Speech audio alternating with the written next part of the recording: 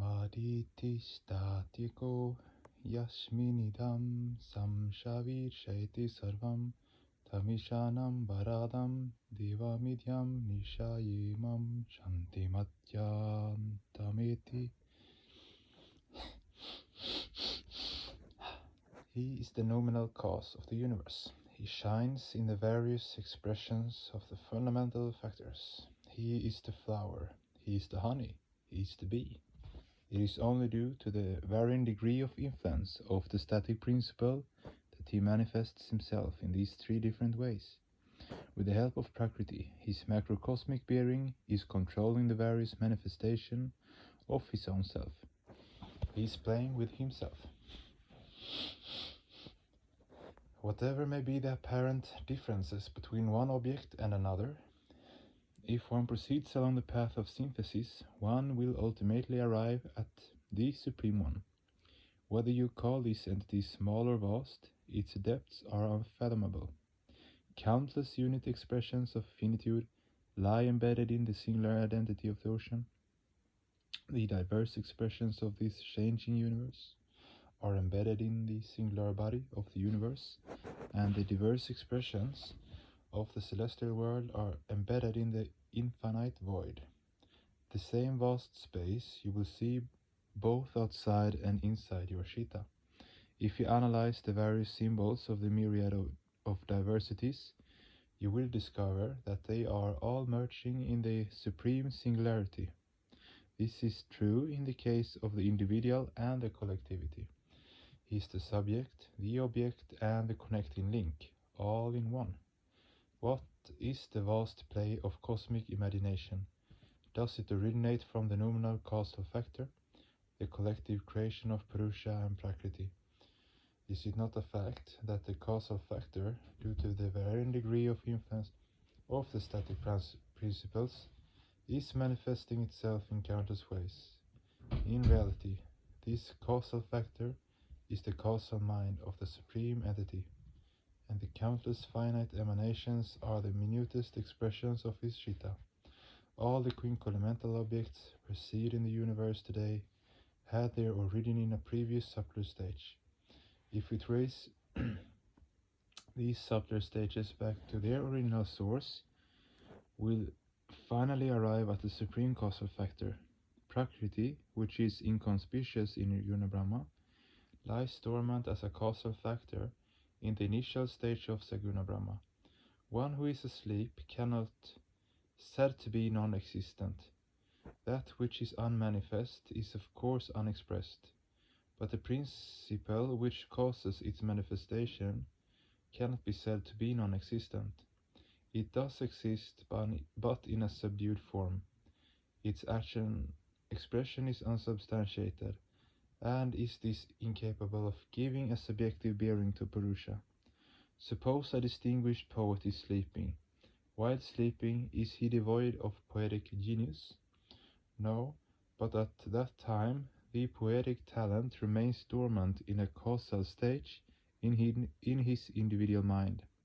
His poetry and his faculty to compose are unexpressed. Since he is not expressing himself as a poet, he does not deserve to be called a poet. Paramapurusha, under the influence of Prakriti, manifests the glory of his poetic expression along the path of Sanchara, and finally, in the introversial flow of Pratisanchara, merges himself in his original stance. The creation of the universe has been continuing to originate from the cosmic causal factor. The first perceptible form that the Chitta has assumed in the cosmic extroversial flow is this ethereal body. At this stage he doesn't have any physical body, but exists in a virtual abstract form. Yet human beings, with the help of the subtler sensory organ of hearing, and by applying certain scientific methods, can assimilate the sound tanmatra from the subtler ethereal body to some extent. Thereafter, the aerial body is created with the application of a cruder force of Prakriti. The aerial body's sound tanmatra can also be heard by the ears. The ethereal body, while being constantly formed out of his unmanifested cosmic potentialities, is also being transmuted into the aerial body, without losing its inseparable association with the witnessing faculty. The aerial body is thus a cruder manifestation of his mind. In the further extroversive flow of macropsychic manifestation, both within and without, there is a ceaseless clash of vital force, causing subtlety to become increasingly crude. The intermolecular space decreases, giving a concrete form to the cosmic mind in its metamorphosed form. The internal and external clashes increase proportionally. In the ethereal factor, there is no difference between the internal and external forces, but in the case of the aerial factor, there is greater internal clash. Although the molecules in the aerial factor are scattered far from each other, there is something external to it, some external pressure, which it develops the capacity to resist. The next stage of crudification, resulting from the further crudification of the intermolecular space in the flow of sanchara, is the luminous factor. It derives its luminosity from the intense clash of forces. It has an even greater capacity to resist the external factor. We can see the luminous factor in the various celestial bodies of the vast space, which, although in most cases are not yet converted into solid or liquid, have assumed a particular shape. In the flow of sanchara, these luminous entities gradually get crudified into the liquid factor. Their intermolecular space further decreases, causing greater internal conflict. This internal contraction results in its assuming a particular shape and size and developing an even greater capacity to counteract its external forces, exterior forces. When the burning celestial bodies begin to condense in the process of sanchara, they are converted into a liquid ocean of fire. This planet Earth, after its immediate dissociation from the burning sun, was in the liquid state for some time. When this liquid factor reaches the nadir point of the flow of sanchara, its molecules and atoms reach the zenith point of proximity, resulting in its intense clash within its internal space. Its material flow is perceivable to all the indriyas, and its internal capacity to fight against its opposing forces become tremendous. The movement in the process of sanchara takes place due to the increasing influence of tamaguna. The more the cosmic cycle moves through the phase of sanchara, the more the physical form of objects becomes evident. The greater the action of the internal force, the greater the conflict between the intermolecular space, and the greater the capacity to assimilate the different tanmatras. The ethereal factor carries only the sound tanmatra. When it is transformed into the aerial factor, it acquires the capacity to carry a greater variety of tanmatras, but not a greater quantity of tanmatras. Thus the aerial factor can carry two tanmatras, sound and touch. However, the sound tanmatra it carries is not as subtle as the sound tanmatra carried by the ethereal body. When the same aerial factor is converted into the luminous factor, its total capacity for carrying tanmatras remains unaltered, but it acquires the capacity of radiating light, and can thus carry the form tanmatra, as well as the sound and touch tanmatras. The sound tanmatra it carries is not as subtle as the aerial factor's sound tanmatra.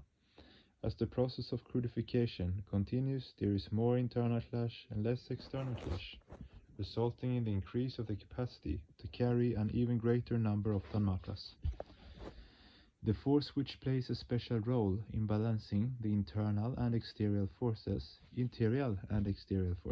within the structure is called prana. In this struggle, if the opposing exterior forces are dominant, the material structure collapses and we declare it as dead. But actually it doesn't die. It maintains its existence in the midst of countless forms of the expressed universe. Tumar mahavishve kichu harai naku kabu, amra abod anda mayaya kunyeberai prabhu. In your vast universe, nothing is ever lost. Because of the dark spell of illusion, we mistakenly believe that things die. When the physical structure vibrates strongly due to the clash of internal forces, A certain control must be exercised over the structure to ensure neither explosion or implosion occurs. Under such circumstances, the prana will have to act under its own initiative, otherwise it will be difficult to maintain the balance between the two opposing forces. To help the individual structure to maintain a balance between the exterior and interior forces,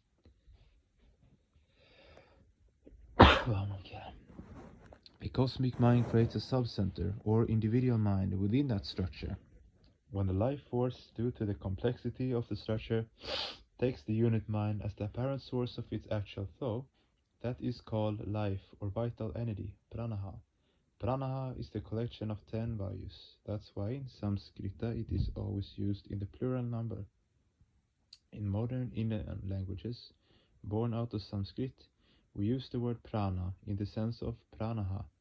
The microcosm which guides its entire structure with pranaha is called a living entity, living being. Prana originates after the emergence of the 5 fundamental factors in the phase of sanchara. The origin of pranaha marks the beginning of pratisanchara, the introversive phase of the cosmic cycle, which moves towards consciousness from matter according to the dictates of Vidyamaya. Initially, it is initiated by Sattvaguna and ultimately merges in the vast cosmic mind.